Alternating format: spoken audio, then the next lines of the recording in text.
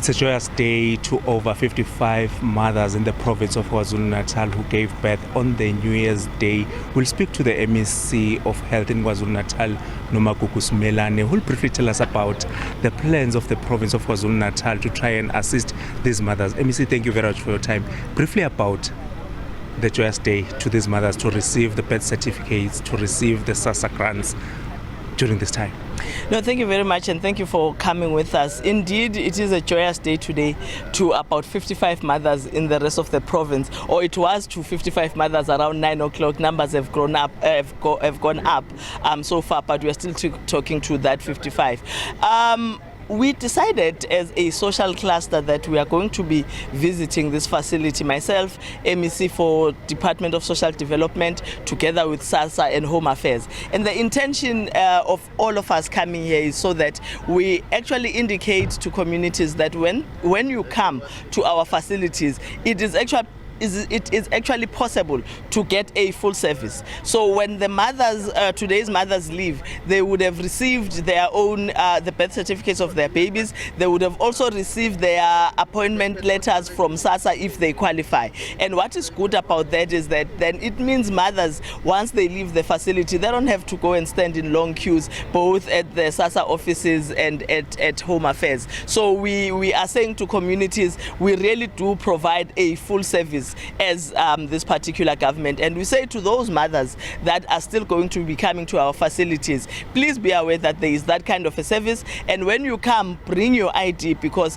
we will not be able to register your child, or Home Affairs will not be able to register your child unless you have a copy of your ID, and SASSA will not be able to register your child unless you have that copy of the ID. But if you've got all the requirements and you meet all the requirements, mothers are able to live with a total package here.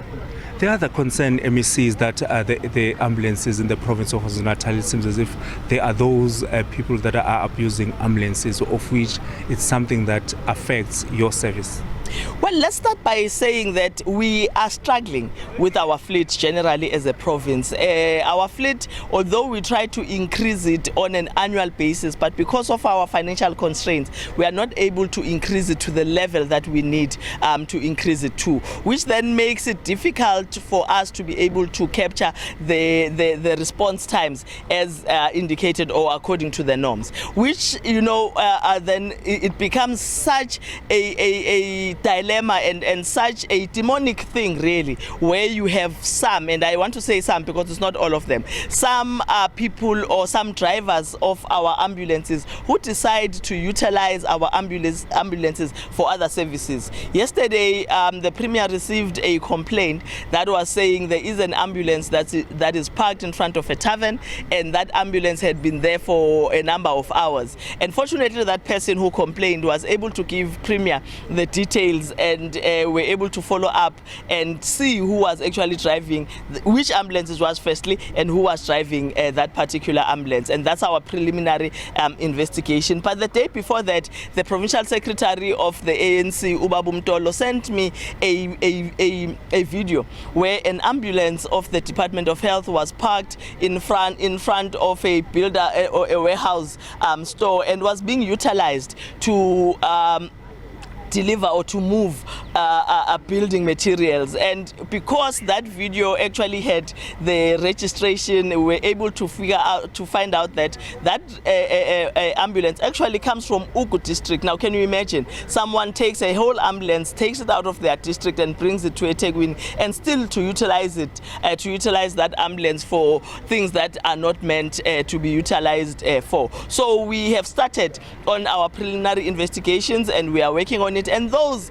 that are going to be found guilty are going to be dealt with severely, because it means that while the ambulance is actually transporting building material, there is a mother out there who is pregnant, is unable to be transported because the ambulance is not available, or there is someone who's shot or someone who's stabbed but can't be taken to hospital just because the ambulance is either parked in front of a tavern or is used to transport building material. So we are not going to be tolerant on that particular matter. But I also want to say that it is a very small small number of people that does that within our facility. The majority of our ambulance drivers are very responsible and they do the work according to how they should actually do the work. But I also want to say to the two people who have who decided to use our Mpipa hotline, we appreciate that very much, especially because they did not just complain just to say ambulances are used for nefarious things. They actually brought tangible evidence and said, this is the ambulance, here is the number, this is the time